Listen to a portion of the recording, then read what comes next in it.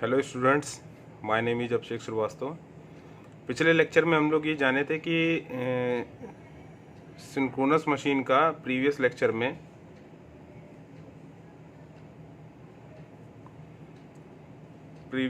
में हम लोग ये सीखे थे कि सिंक्रोनस मशीन में जो सिंक्रोनस मशीन यानी सिंक्रोनस जनरेटर का यानी अल्टरनेटर जिसे कहा जाता है, उसका कंस्ट्रक्शनल डिटेल क्या है। तो हम लोगों ने पढ़ा था constructional details of synchronous generator. इसमें हम लोग ने सीखा था कि कितने टाइप के क्या क्या कंस्ट्रक्शन में आता है। स्टेटर होता है, रोटर होता है। रोटर दो तरीके के होते हैं आपके, सैलिएंट पोल रोटर होता है, सर्कुलर सिलेंड्रिकल रोटर होता है। इसके अलावा हम लोग ने ये पढ़ा था कि सैलिएंट पोल रोटर का कहाँ पर हम लोग यूज़ करते हैं और सिलेंड्रिकल रोटर कहाँ पर यूज़ करते हैं, ये देखने में कैसे होते हैं। इसके बाद हम लोग ने एक क्वेश्चन को भी यहाँ पर डिस्कस किया था कि हम लोग आर्मेचर वाइंडिंग को स्टेटर पर क्यों प्लेस करते हैं। हम रोटर पे भी प्लेस कर सकते हैं, लेकिन स्टेटर पे क्यों प्लेस करते हैं, इसके बारे में भी हम लोग जाना था। अगर आपने वो वीडियो नहीं देखा है तो आप वो वीडियो देखिए, आपको पता चल जाएगा कि आप आर्मेचर वाइंडिंग को स्टेटर पे क्यों प्लेस करते हैं। इसके बाद एक इम्पॉर्टेंट टॉपिक हमारा ये था, हम लोग पिछले लेक्चर के हिसाब से आज हम लोग डिस्कस करना था हम लोग को कि वाइंडिंग फैक्टर क्या होते हैं और ईएमएफ इक्वेशन क्या होती है। लेकिन उससे पहले मैं आपको एक चीज़ और डिस्कस करना चाहूँगा कि ये सिंक्रोनस जनरेटर यानी अल्टरनेटर का सिंक्रोनस जनरेटर यानी अल्टरनेटर का वर्किंग प्रिंसिपल क्या होता है।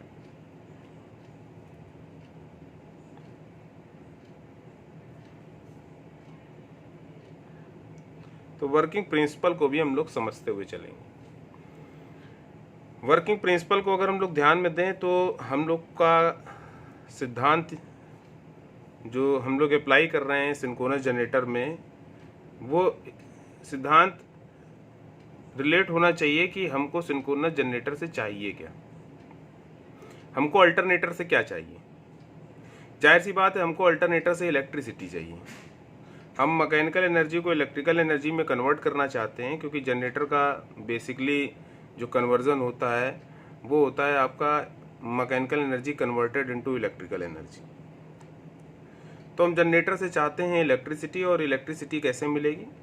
1 and 1 रूल होता है हमारा फैराडे लॉ ऑफ इंडक्शन। तो यहाँ पर Faraday's law of electromagnetic induction, जो चीज हमें चाहिए होती है वही हमारा सिद्धांत होता है।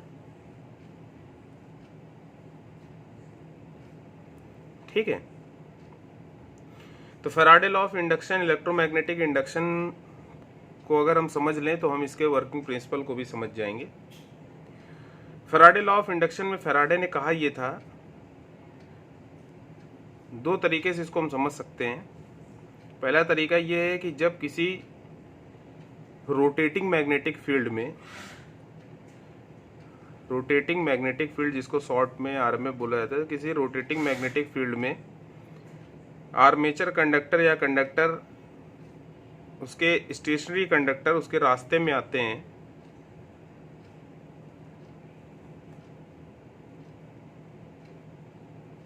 तो उनके द्वारा एक फ्लक्स कट होता है। हम यहां समझ लेते हैं फ्लक्स कट। इस फ्लक्स कट की होने की वजह से कंडक्टर में ईएमएफ इंड्यूस्ड होता है। अगर हमारा आर्मेचर कंडक्टर लोड से कनेक्टेड है या शॉर्ट है तो उसमें ईएमएफ के थ्रू करंट भी प्रोड्यूस होगी और करंट फ्लो करेगी।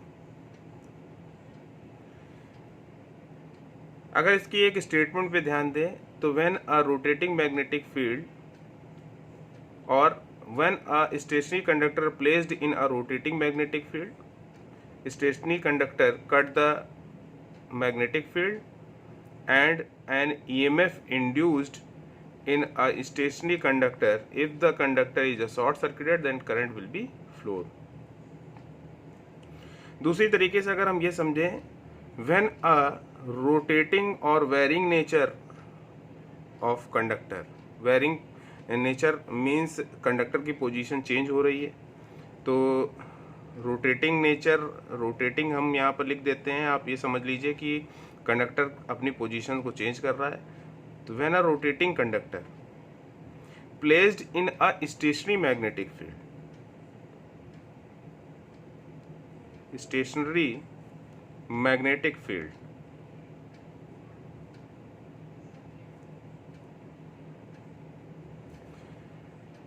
उस समय भी फ्लक्स कट होगा, और इस फ्लक्स कट के होने की वजह से आपका एक ईएमएफ जनरेट होगा कंडक्टर में। अगर कंडक्टर शॉर्ट है या लोड से कनेक्टेड है तो उस समय कंडक्टर में करंट फ्लो करेगी। जो दूसरा स्टेटमेंट मैंने आपको बताया, ये स्टेटमेंट आपके डीसी जनरेटर में अप्लाई होता है,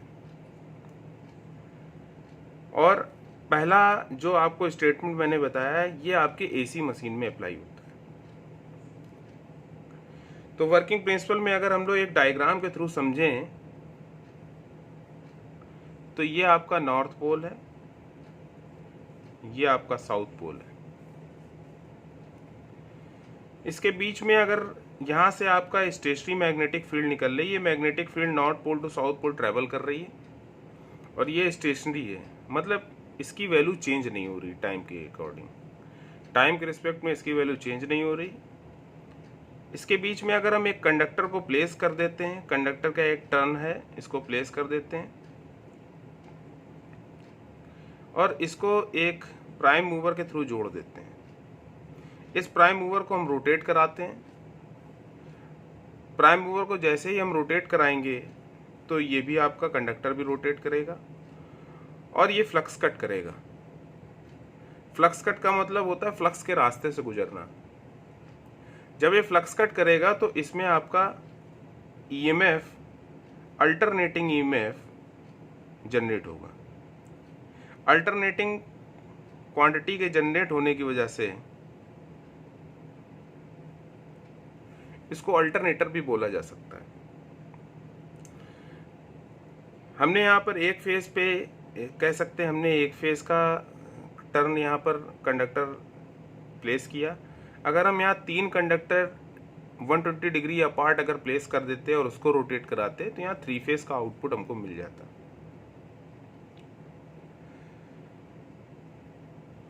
तो आशा है कि आपको ये सारी चीज़ें समझ में आई होंगी। आगे हम लोग इसके बारे में और भी डिस्कस करेंगे, थोड़ा वर्किंग प्रिंसिपल को और अच्छी तरीके से समझेंगे, और आगे हम लोग वाइंडिंग फैक्टर और ईएमएफ इक्वेशन के बारे में भी जानेंगे। वर्किंग प्रिंसिपल को और डीपली समझने के लिए आप नेक्स्ट लेक्चर को ज़रूर देखिए, आपको पूरी तरीके से ये कॉन्सेप्ट क्लियर हो जाएगा किस तरीके से अल्टरनेटर में ईएमएफ इंड्यूस्ड होता है और हम लोग इलेक्ट्रिसिटी पैदा करते हैं। Okay, thank you so much.